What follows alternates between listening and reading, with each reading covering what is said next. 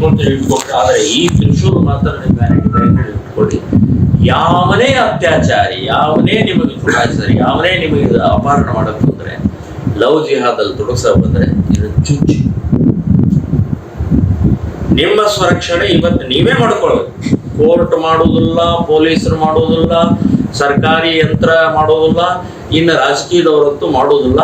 ನೀವೇ ನಿಮ್ಮ ಸುರಕ್ಷಣೆಗೋಸ್ಕರ ಮಾಡ್ಕೊಳ್ಬೇಕು ಅಂತ ಹೇಳಿ ನಾವು 800 ಜನ ಮಹಿಳೆಯರಿಗೆ ಅವತ್ತಿನ ದಿನ ತ್ರಿಶೂಲ್ ದೀಕ್ಷಾ ಕೊಟ್ಟು, ಇವತ್ತಿಷ್ಟು ಅದು ದೊಡ್ಡ ಪ್ರಚಾರ ಆಗಿ ಇವತ್ತು ಎಲ್ಲ ಕಾಲೇಜ್ಗಳಲ್ಲಿ ನಮ್ಮನ್ನು ಕರೀತಾ ಇದ್ದಾರೆ. ಮುತಾಲಿಕ್ ನಮ್ಮ ಕಾಲೇಜಿನಲ್ಲಿ ಹುಡುಗಿಯರು ಮಂಡಳಿಗಳು, ಈ ಮಹಿಳಾ ಮಂಡಳಿಗಳಲ್ಲಿ ಕರೆ ಬರ್ತಾ ಇದೆ, ನಮಗ್ ಕೊಡಬೇಕು ನೀವು. ನಾವು ಇಡೀ ರಾಜ್ಯದಲ್ಲಿ ನಾನು ಇದನ್ನ ಫಾಸ್ಟ್ ಕೋರ್ಟ್ ಅನ್ನೋ ಮೂಲಕ ಬಗೆಹರಿಸಿ ಅವನಿಗೆ ಶಿಕ್ಷೆ ಕೊಡ್ತೀನಿ ಅಂತ ಹೇಳಿದಂಥವ್ರು 1 ವರ್ಷ ಆಯ್ತು. ನಥಿಂಗ್. ಕೋರ್ಟ್ ಮರೆತು ಹೋಯ್ತು, ಪೊಲೀಸ್ ಸ್ಟೇಷನ್ ಮರೆತು ಹೋಯ್ತು, ಎಲ್ಲರೂ ಮರೆತು ಹೋದ್ರು. ನಾವು ಏಪ್ರಿಲ್ 18ಕ್ಕೆ 1 ವರ್ಷ ಆಗುತ್ತೆ ಆ ನೇಹಾ ಕೊಲೆಯಾಗಿ.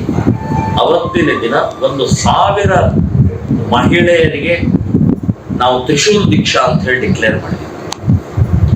ನೇಹಾ ಹಿರೇಮಠ್ ವಾರ್ಷಿಕ ಶ್ರದ್ಧಾಂಜಲಿ ಮತ್ತು ನ್ಯಾಯಕ್ಕಾಗಿ ಹೋರಾಟ, ಸ್ವಸುರಕ್ಷತೆಗೋಸ್ಕರ 1000 ಮಹಿಳೆಯರಿಗೆ ತ್ರಿಶೂಲ್ ದೀಕ್ಷಾ. 800 ಮಹಿಳೆಯರು ಬಂದಿದ್ದು ಅತ್ಯಂತ ಯಶಸ್ವಿಯಾಗಾಯಿತು.